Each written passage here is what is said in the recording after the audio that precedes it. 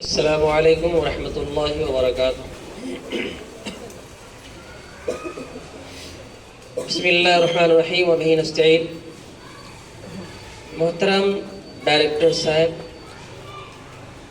Principal صاحبان، اساتذہ کرام، عزیز طلباء و طالبات، آج 14 فروری ہے۔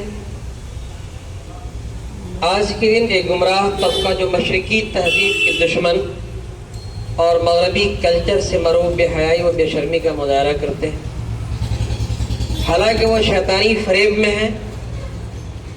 ان کی نقل و حرکتیں بے حیائی و بے شرمی پر مشتمل ہوتی ہیں۔ معزز اساتذہ اور عزیزان طلباء و طالبات، یہ لفظ حیا ہے کیا؟ آئیے اس کو سمجھتے ہیں۔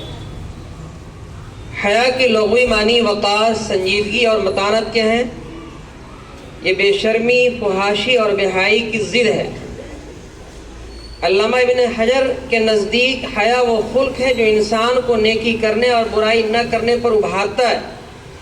امام راغب اصفہانی کی تعریف میں اس کی تعریف میں کہتے ہیں کہ حیا وہ وصف ہے کہ جس کی وجہ سے برا کام کرنے سے انسان نفس میں تنگی محسوس کرتا ہے۔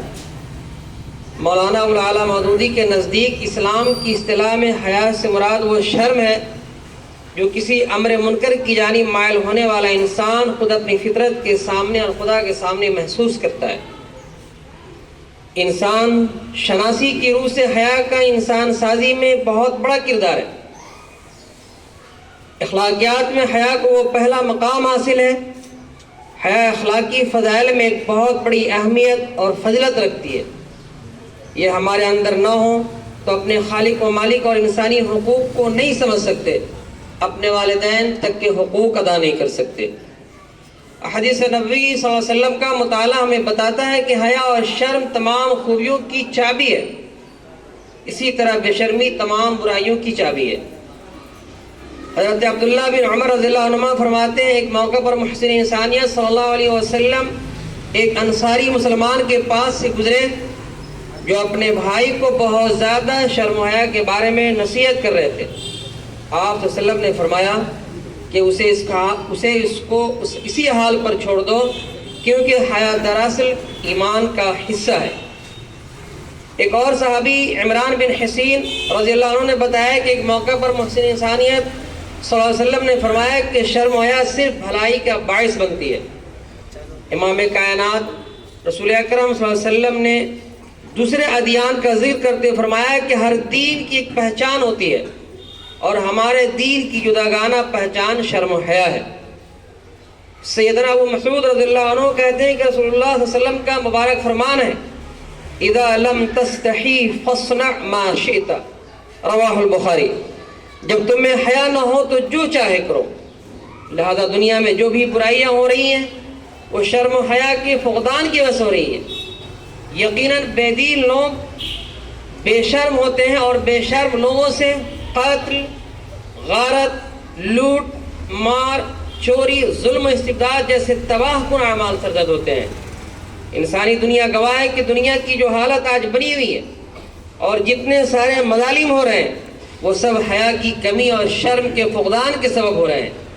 آج دنیا جس بے چینی اور اضطرابی و بے کلی کے دور سے گزر رہی ہے، اس سے نجات کا واحد ذریعہ حیا کا اپنا لینا ہے، کیونکہ حیا انسانیت کا باوقار لباس ہے۔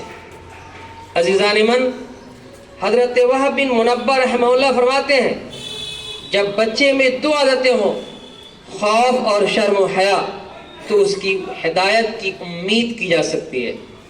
عزیز طلباء و طالبات، آپ سب گلشن الحرا کے وہ پھول ہیں جنہیں سماج کے افراد دیکھ کر آپ کو رشک کرتے ہیں۔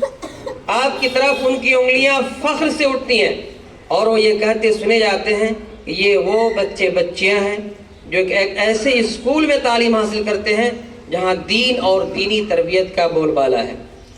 اور آپ کے والدین نے آپ کے لیے الحرا جیسے اسکول کا انتخاب بھی اسی جذبے سے سرشار ہو کر کیا ہے۔ ہمیں امید نہیں بلکہ قوی امید ہے کہ آپ معاشرے میں حیا کو فروغ دینے میں اہم کردار ادا کریں گے۔